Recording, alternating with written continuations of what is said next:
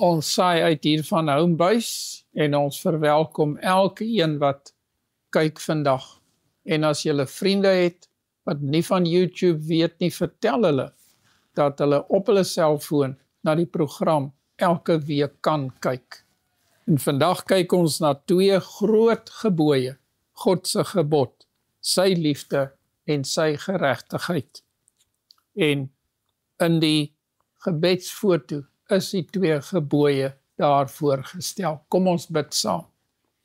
Dierbare Vader in die hemel, ons sê baie dankie dat U reëls het. En daai reëls beskerm ons dag na dag. Ons dankie vir daardie liefde in Jesus naam. Amen. Ons dien 'n liefdevolle God. As jy in 'n huis inkom waar daar geen reëls is nie, dan is daar chaos. Maar as daar reëls is wat in liefde toegepas word, dan is daar 'n warm gesindheid, van eensgesindheid in daardie huis. Lees vir ons 1 Johannes 4 en vers 20 asseblief. As iemand sê, ek het God lief, en sy broeder haat, is hy 'n leienaar. Want wie sy broeder wat hy gesien het, nie lief het nie, hoe kan hy God lief hê wat hy nie gesien het nie? So het Johannes die liefde in Jesus se karakter raak gesien. En hy het dit dag na dag begeer, totdat dit so deel van sy lewe geword het, dat hy dit vrylik weer aan sy naaste uitgeleef het. En hier skryf hy in 1 Johannes dat ons liefdevol moet wees. Jy kan nie sê jy's liefdevol en dan 'n anderste lewe nie. Matteus 22 vers 34. En toe die Fariseërs hoor dat hy die Sadduseërs die mond gestop het, het hulle almal saam vergader. En een van hulle, 'n wetgeleerde, het 'n vraag gestel om hom te versoek en gesê: Meester, wat is die grootste gebod in die wet? En Jesus antwoord hom: Jy moet die Here jou God lief hê met jou hele hart en met jou hele siel en met jou hele verstand. Dit is die eerste en groot gebod. En die tweede wat hiermee gelyk staan, jy moet jou naaste lief hê soos jouself. Aan hierdie 2 gebooie hang die hele wet en die profete. Hierdie antwoord van Jesus is so in die kol, dit is so mooi gesê, dit is so saamgevat. Want hier kom die wetsgeleerde om hom vas te vra, om hom te versoek, om 'n stryery in die gang te sit. En Jesus vat dit so volkome en mooi in liefde saam. En vir my is die liefde teenoor God die vertikale van die kruis. En dan die dwarsbalk van die kruis is die liefde teenoor ons naaste, waar hy sy arms uitsteek na sy naaste toe, om ons te red. Dis vir my pragtig. En in die bygaande foto's daar 'n illustrasie van die hoëpriester wat daar staan, met God se gebod. En hy vra, watter een is die belangrikste? En God se wet is 'n eenheid. Daar's nie skeiding nie. Matteus 19 vers 16. En daar kom een na hom en sê vir hom: Goeie meester, watter goeie ding moet ek doen dat ek die ewige lewe kan hê? En hy sê vir hom: Waarom noem jy my goed? Dit is my so interessant dat Jesus nie net antwoorde verskaf nie. Dikwels vra hy vra om die een wat vra te laat dink. Want Christus se lewenswyse is nie 'n lewenswyse van slaafse navolging nie, van rituele nie, maar van denke. Hy wil liefde ook terug ontvang. Hy gee vir ons 'n vrye keuse, dat alles gaan saam in hierdie vraag. En wat sê hy toe? Niemand is goed nie, behalwe een, naamlik God. Maar as jy in die lewe wil ingaan, onderhou die gebooie. So vereer Jesus sy Vader hier. En dan begin hy om vir die man te sê, hier, onderhou die gebooie. En toe is almal wat daar omstaan ook tevrede, want dit is vir hulle reg. Hulle het dit so verstaan. En vers 18. Hy vra hom, watter? En Jesus sê, Nou, hoekom vra hy watter? Want hulle het baie gebooie gehad. Ek hoor dat hulle hier oor die 600 gehad het van gebooie. En wat sê Jesus hier? Hy verwys nie na die seremoniele wet nie, maar hy verwys na die 10 gebooie. dit, jy mag nie doodslaan nie, jy mag nie egbreek nie, jy mag nie steel nie, jy mag geen valse getuienis gee nie, eer jou vader en jou moeder, en jy moet jou naaste lief hê soos jouself. Met ander woorde, Jesus som die tweede kliptafel se gebooie op, al die diens teenoor jou naaste. En dan sê in vers 20, Die jongman sê vir hom, al hierdie dinge het ek onderhou van my jeug af. Wat kom ek nog kort? hier vra hy 'n belangrike vraag, maar dis die kruks van die saak. En hier raak Jesus nou daai innerlike aan wat net hy weet. Hy weet waar die man se probleem lê. En wat sê? Jesus antwoord hom, as jy volmaak wil wees, gaan verkoop jou goed en gee dit aan die armes, en jy sal 'n skat in die hemel hê, en kom hier, volg my. Nou hierso sê hy vir hom, gaan verkoop hierdie paar dingetjies wat jy het. Want die man was baie ryk. En hy het gedink, dis alles, maar het was nie alles nie, dis maar bitter min in vergelyking met die skat in die hemel. Maar hy het dit nog nie ingesien nie. En Jesus nooi hom. Hy sê, kom, volg my. En wanneer hy Christus sou volg, sou hy die ewige lewe beerwe. Met ander woorde, dis soos iemand wat gevra word om R100 nou te belê en dan 1 miljoen daarvoor te kry later. So het Jesus hier vir hom disippelskap aangebied. Vers 22. Maar toe die jongman die woord hoor, het hy bedroef weggegaan. Hoekom het hy bedroef weggegaan? Want hy het vasgekyk teen dit wat hy besit het. En dit sê dan in die teks ook, want hy het baie besittings gehad. Vers 23. En Jesus sê vir sy disippels, voorwaar ek sê vir julle, dat 'n ryk man beswaarlik in die koninkryk van die hemele sal ingaan. Het hy gesê dit is heeltemal onmoontlik? Nee, hy sê beswaarlik, want hy weet wat geweldig houvas het rykdom en geld op mense. Nou, wat is die 2 grootste sondes wat 'n mens kan pleeg? Lees vir ons Psalm 135 vers 13. O Here, u naam is tot in ewigheid, u gedenknaam, Here, van geslag tot geslag. Want die Here sal aan sy volk reg doen en medelee hê met sy knegte. Die afgode van die heidene is silwer en goud, 'n werk van mense hande. Hulle het 'n mond, maar praat nie. Hulle het oë, maar sien nie. Ore het hulle, maar hoor nie. Ook is daar geen asem in hulle mond nie. Die wat hulle maak, sal net soos hulle word. Elkeen wat op hulle vertrou. Huis van Israel, loof die Here. Huis van Aaron, loof die Here. Toe ek 'n kind was, het ek net deur logiese denke my kop net geskit toe ek vir die eerste keer besef dat mense vir hulle eie hande werk so iets kan maak, of dit nou 'n stoel of 'n beeld is, of 'n afgooitjie of wat, en dan vir daardie ding wat jy gemaak het kan bid, en dit aanbid.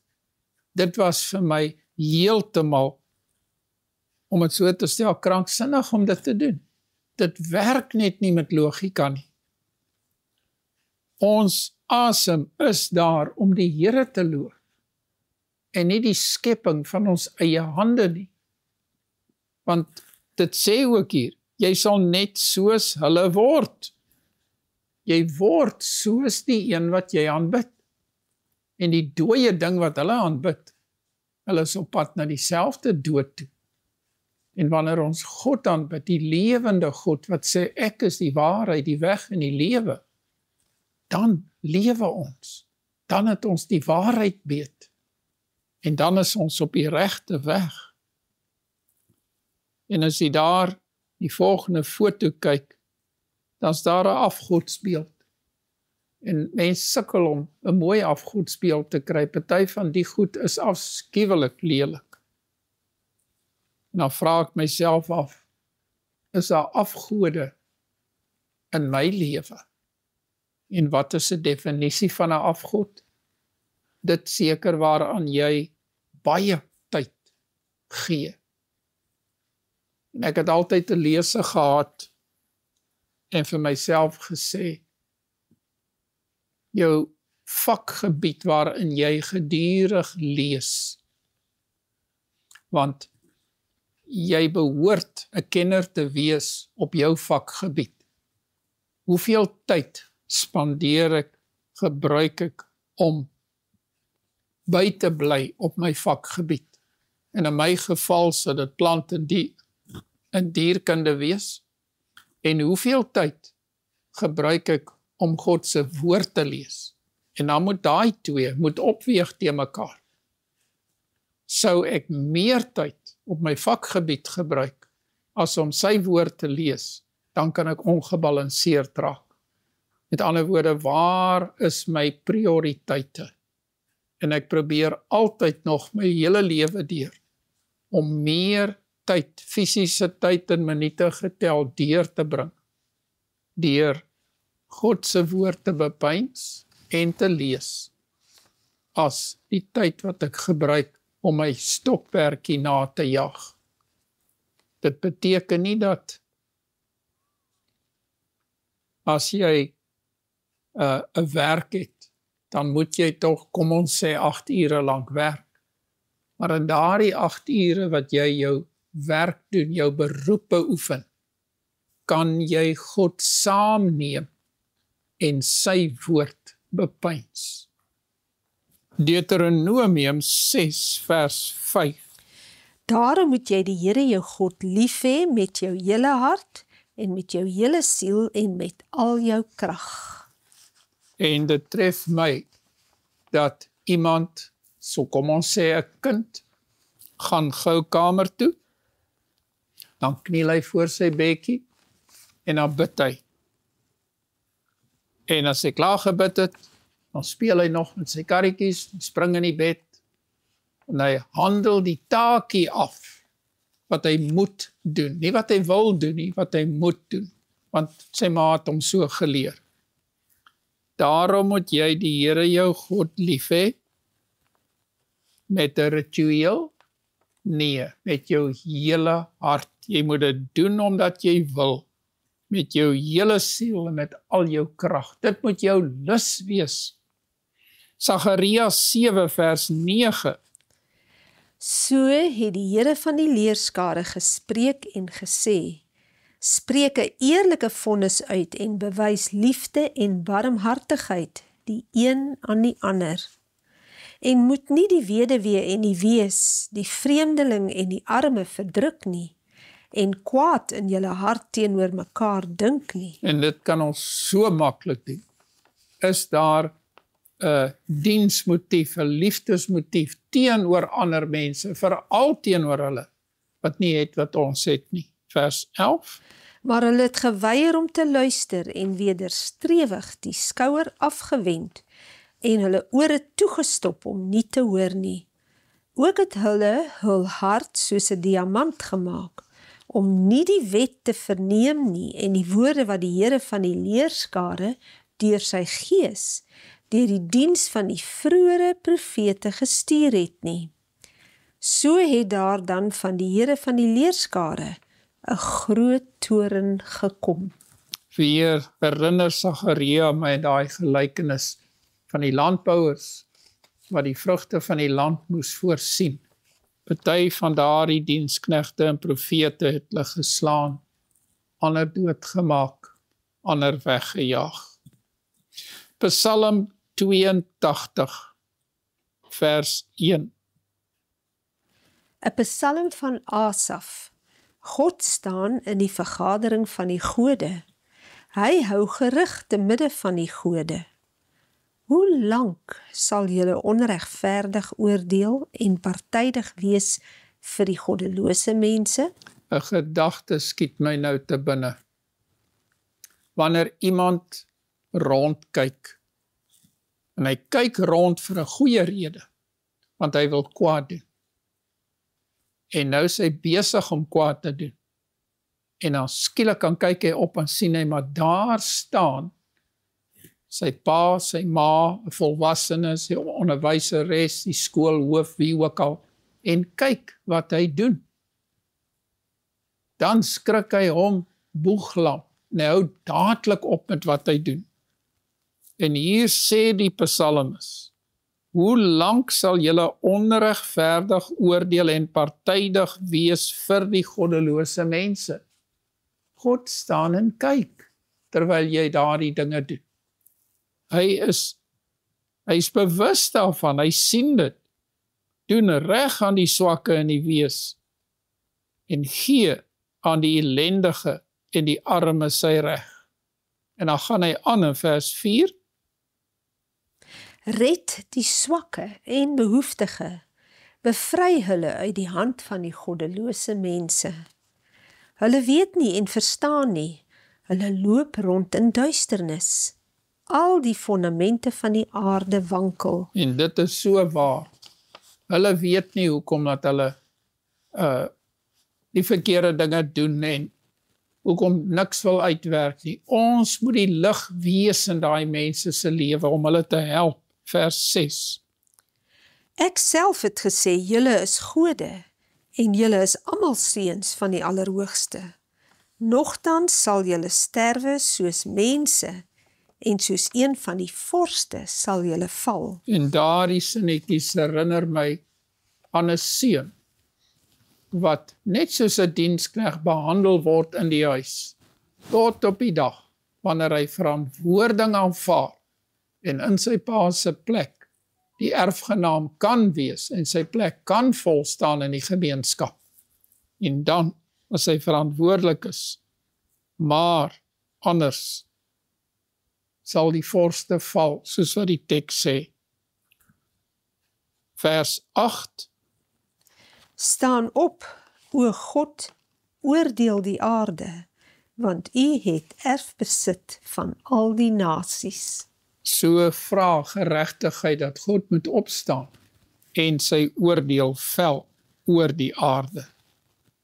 Jesaja 1 vers 16, weer 'n oproep tot elkeen van ons. Was julle, reinig julle, neem die boosheid van julle handelinge voor my oë weg. Hou op om kwaad te doen, leer om goed te doen. Soek die reg, beteël die verdrukker. Doen reg aan die wees, verdedig die saak van die weduwee. Nou Jesaja kan nie reggider as dit praat. Hy sê duidelik hier, hy sê, hou op om kwaad te doen, doen wat reg is. Daardie oproep kom tot elke mens, of hy 'n Bybel het en of hy nie 'n Bybel het nie. Of hy van Jesus gehoor het of nie gehoor het nie. Of hy in die bos bly of in die stad. Elke mens weet daar's reg en daar's verkeerd. Hulle weet dit inherent omdat God hulle skepper is. En hierdie oproep word aan ons gedoen om liefdevol op te tree, soos Jesus opgetree het. En wanneer my ouers my geroep het en gesê het, André, kom sê jy is jammer, dan sê ek, Boetie, sussie, ek is jammer. Maar is ek jammer omdat dit uit my hart uitkom? Doen ek dit omdat ek dit wil sê, of dat ek dit moet sê? Ek weet dis reg, en ek weet wat's verkeerd, maar wil ek doen wat reg en wat verkeerd is? En dit is my baie mooi voorgestel in die bygaande fotootjie daar. As jy daar kyk, is al baie hande wat hierdie hond was. En die hond staan doodstil, want hy weet hierna gaan hy goed voel. Hy gaan skoon wees, en hy gaan ontslae wees van al die vlooie en die luise en die modder en die stank en wat ook al. Maar kyk na die hond se gesig, hy is nie baie gelukkig nie. Partykeer is ons presies dieselfde. Ons weet dat dit wat gedoen moet word reg is, maar ons gesigte is nog net so lank soos die hond se. Ek het lekker gelag toe ek daai foto sien. Jesaja 10 vers 1. En die boek Jesaja, die profeet praat gedurig, is hy besig met hierdie groot stryd, die spanningslyn tussen reg en verkeerd. En net so ook hier in hoofstuk 10. Wee hulle wat heillose insettinge tot wet maak, en die skrywers wat moeite ywerig voorskrywe, om die armes van die gereg weg te stoot, en om die elendiges onder my volk van die reg te beroof, sodat die weduwees hulle buit kan word, en hulle die wese kan plunder. Verskriklike woorde daarie. Wee julle. Daar is gevolge, daar is 'n oordeel. Wat jy saai, sal jy maai. En dit is 'n regverdige God. So ons moet besef dat ons nie kan wegkom. Jy kan op hierdie aarde tydelik wegkom. Jy kan jou naaste beroof van die liefde wat hom toekom, die diens wat hom toekom. Maar jy kan nie God beroof nie. Matteus 23 vers 23. Hier spreek Jesus baie harde woorde uit. Maar hierdie woorde is geregverdig, want die mense het self gekies. Wee julle skrifgeleerdes en fariseërs, geveinstes. Dis die eerste keer wat daai sinsnede gebruik word, en dit word keer op keer herhaal. Let op daarna. Want julle gee tiendes van kruisement en anys en koljander, en die swaarste van die wet laat julle na, die reg en die barmhartigheid en die trou. Met ander woorde, dit wat ek kan sien, daai saadjies hier, tel ek af, dan dink die mense ek doen reg. Maar dan om liefdevol te wees van binne in jou hart teenoor jou naaste, dit kom kort.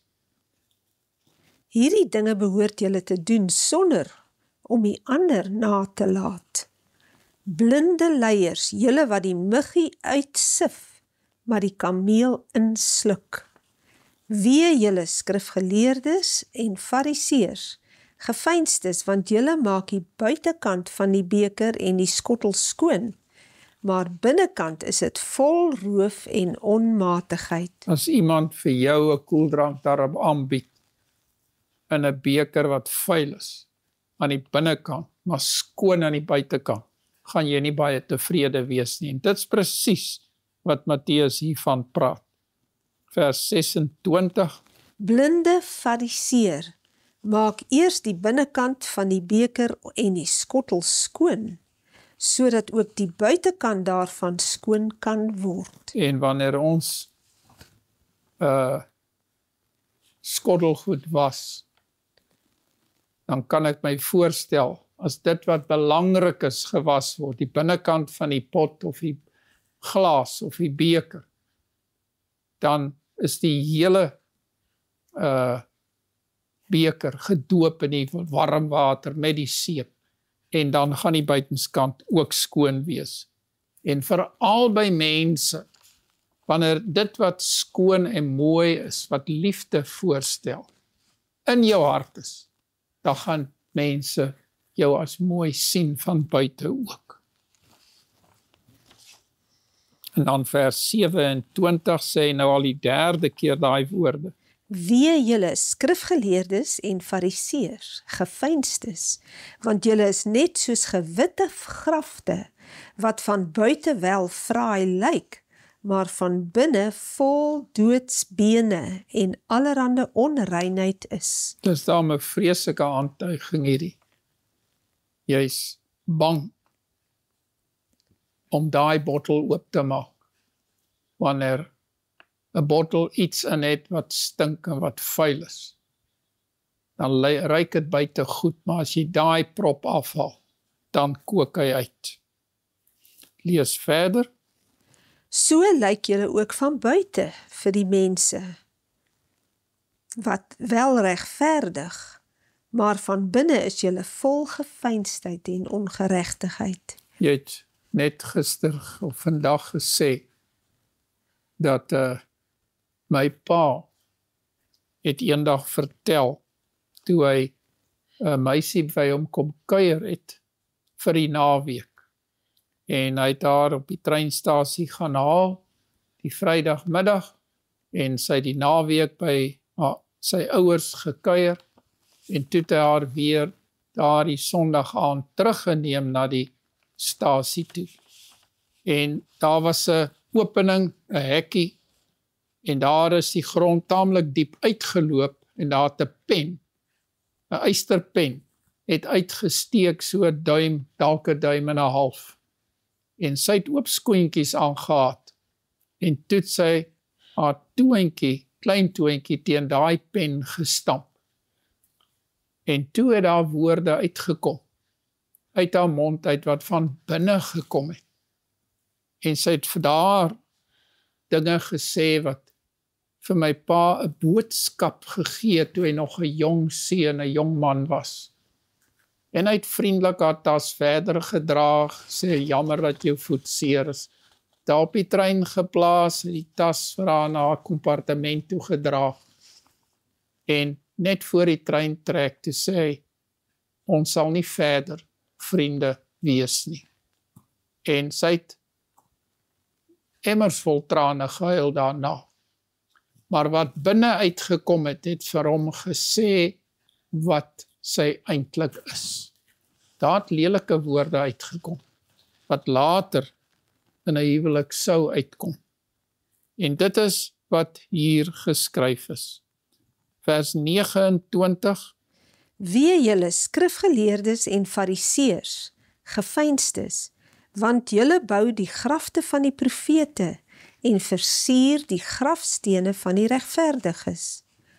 En julle sê, as ons in die dae van ons vaders geleef het, sou ons geen deel gehad het aan die bloed van die profete nie. Maar dit was 'n leuen gewees. En hier praat Jesus, en 4 keer sê hy vir hulle, dat hulle geveinstes is.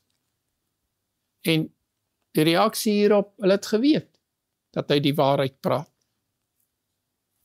En toe het ek 'n foto gekry, wat ek gewonder het, hoe kom hulle hierdie graf so mooi, met sulke ronde rivierklippe gebou het.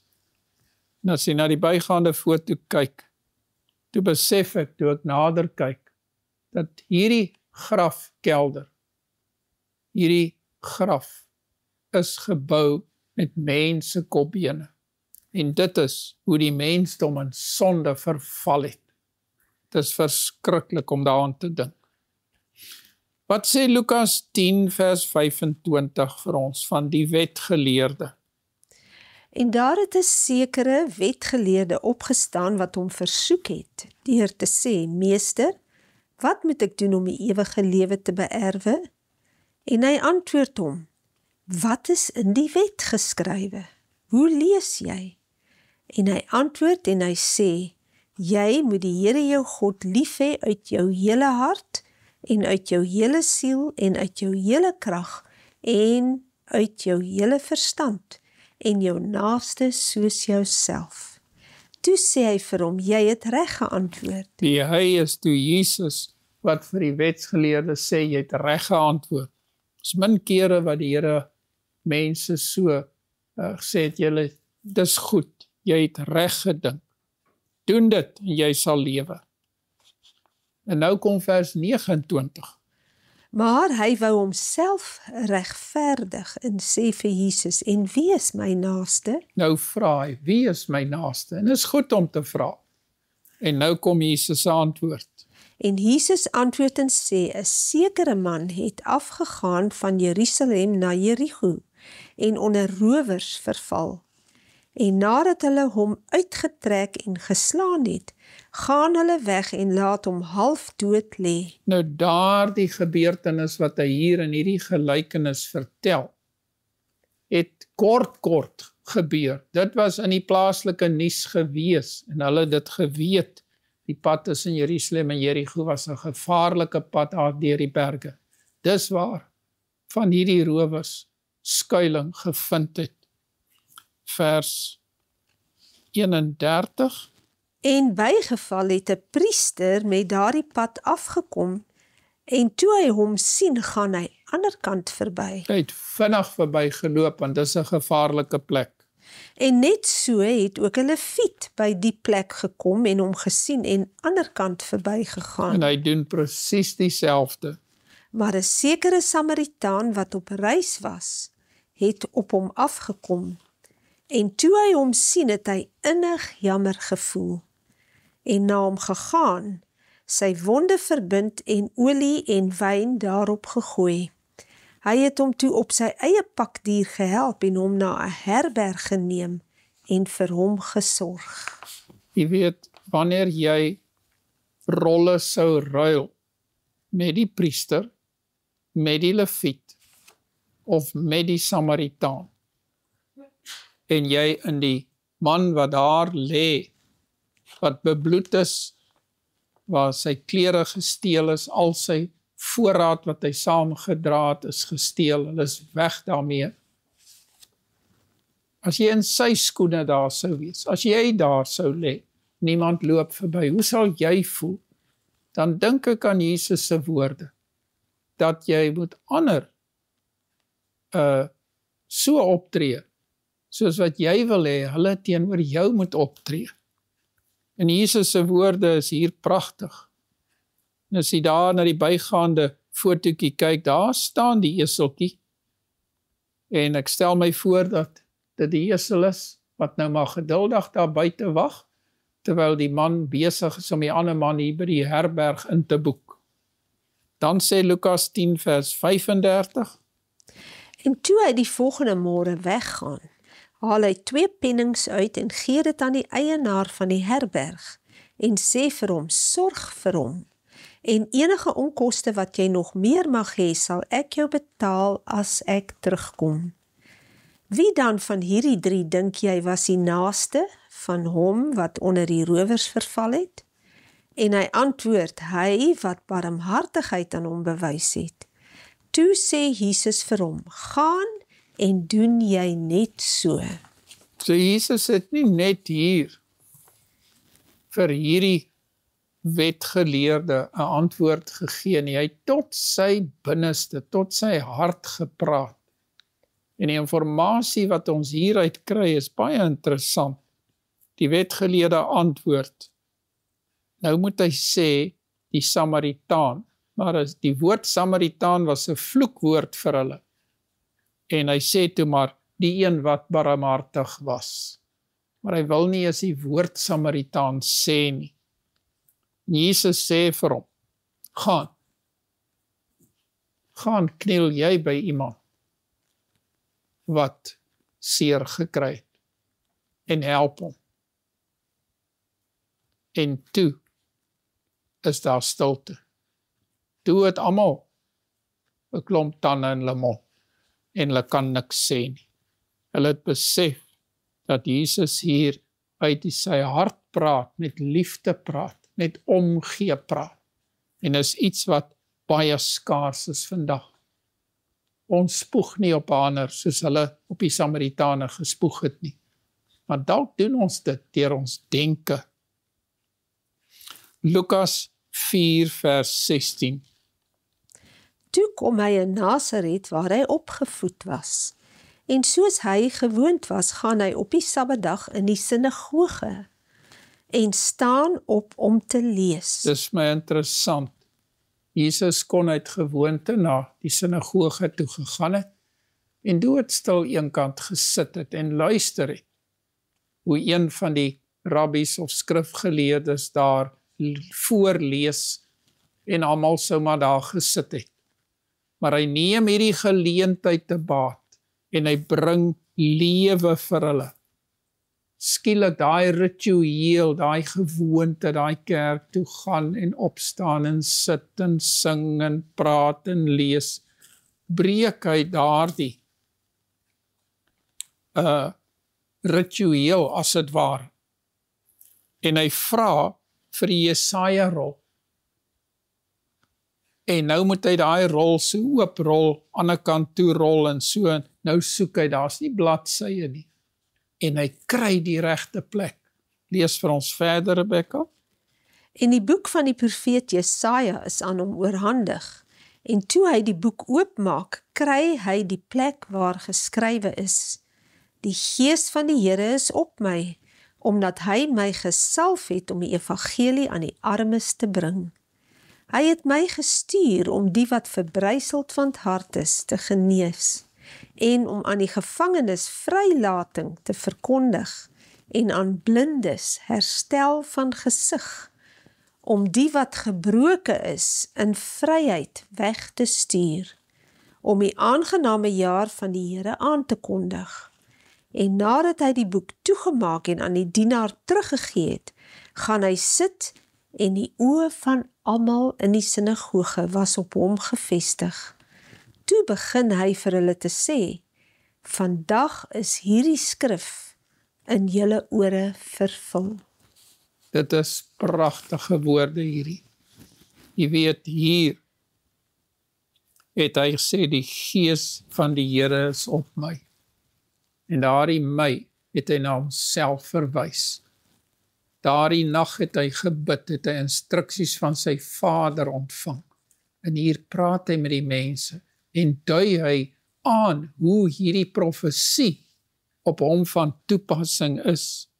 Hy het my gesalf om die evangelie aan die armes te bring. Hy was gedoop in die Jordaan en hy het een na die ander die blinde se oë het hy geopen. Die siekes het hy genees. En as daardie leiers, as die gewone mens dit nie ingesien het nie, moet die leiers dit dubbel en dwars verstaan het. En hy sê, vandag is hierdie woord, hierdie skrif in julle ore vervul. As hulle maar daar hulle harte oopgemaak het as leiers, en gesê, die Here is goed vir ons. Vandag het daar redding vir hierdie huis gekom. Maar hulle het hulle hart verhard. Vandag is hierdie skrif in julle ore vervul. Slaan bietjie daar Openbaring 14 vers 4 na. En so kom die woord van die Here tot ons. Dag na dag. En daar is geleentheid vir elkeen van ons. Wanneer ons daai stemmetjie hoor, moet ons ons harte oopmaak vir sy Gees. Lees vir ons vers 4. Dit is hulle wat hulself met vroue nie besoedel het nie, want hulle is maagdelik rein. Dit is hulle wat die lam volg waar hy ook heen gaan.